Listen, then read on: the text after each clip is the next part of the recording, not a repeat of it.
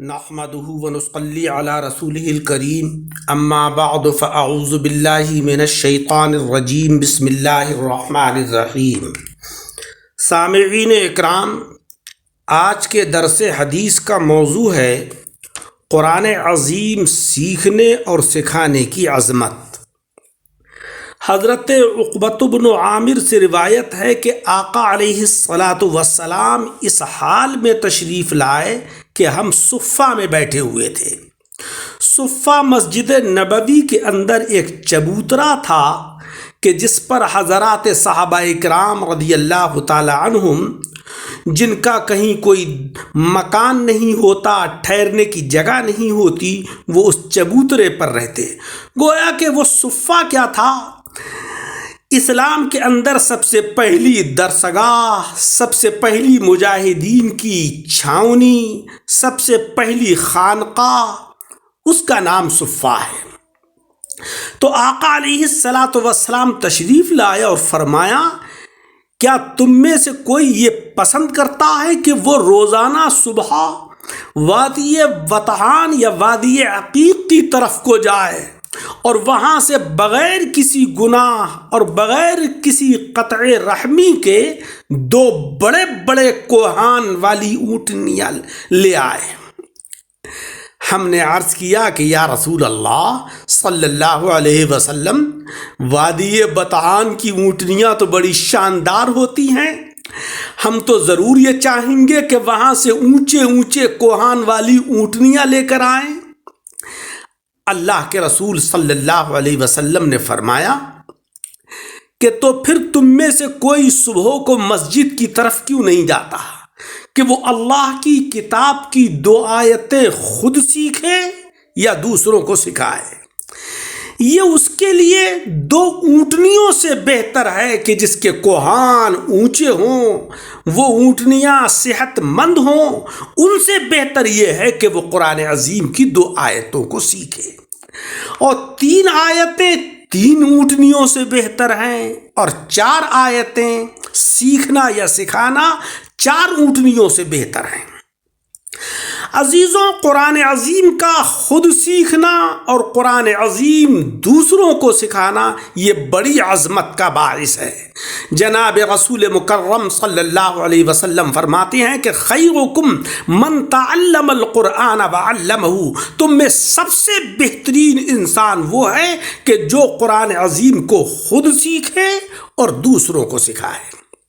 لیکن افسوس یہ ہے کہ ہم قرآن عظیم کی صرف تلاوت کے اوپر اکتفا کر لیتے ہیں، اس کی عبارت کو پڑھنے پر اکتفا کر لیتے ہیں، جس سے کہ حقیقی مقصد پورا نہیں ہوتا۔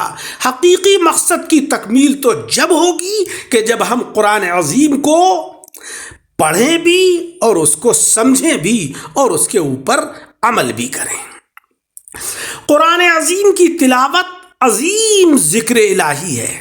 زندگی میں خوبصورتی صرف اللہ کے ذکر سے ہے۔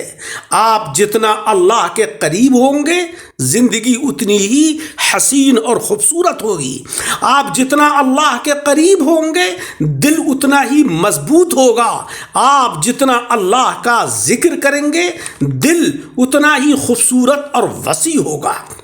آج ہمارے دل جو بے چین رہتے ہیں، دلوں کو قرار نہیں ہوتا، دلوں کے اندر امراض پیدا ہو جاتے ہیں، اس کی وجہ یہی ہے کہ ہم ذکر الہی سے غافل رہتے ہیں۔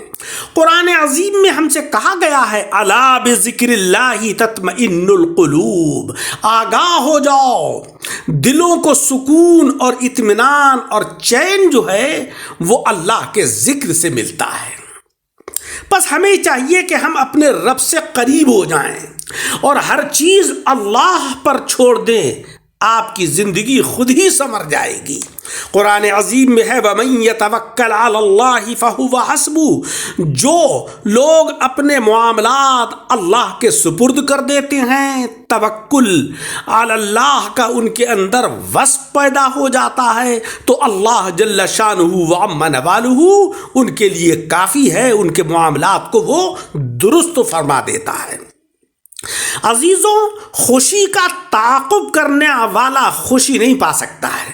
کوئی یہ چاہے کہ میں خوشی حاصل کرنے کے لیے دوڑ لگا دوں، نہیں، یہ تو عطائے پروردگار ہے جو اس کی یاد اور اس کی مقرر کی ہوئی تقدیر پر راضی رہنے سے ملتی ہے۔ لہذا اللہ تبارک و تعالیٰ کو یاد کیجئے، مولا رب العزت کے خزانے میں کوئی کمی نہیں ہے۔ اللہ کی توجہ، اس کی رحمت اپنی طرف کو مبذول کرانا ہے۔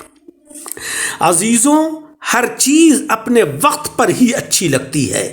حقیقت میں نیکی کمانے کا جو وقت ہے وہ جوانی ہے۔ افسوسناک بات تو یہ ہے کہ ہم نیکی اس وقت کرتے ہیں، اس عمر میں کرتے ہیں کہ جب برائی کرنے کے ہم قابل نہیں رہتے ہیں۔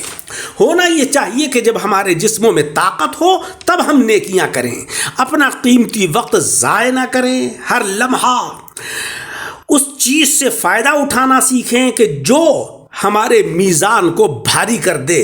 جانتے ہو کہ ہم اللہ سے کیوں نہیں ڈرتے؟ وجہ یہ ہے کہ ہم نے اللہ کی عظمت کو پہچانا ہی نہیں ہے۔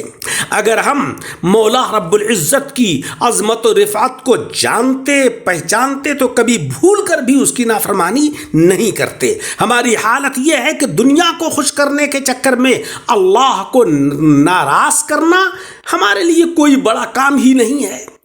توبہ کر لیجئے اس سے پہلے کہ توبہ کے دروازے بند ہو جائیں۔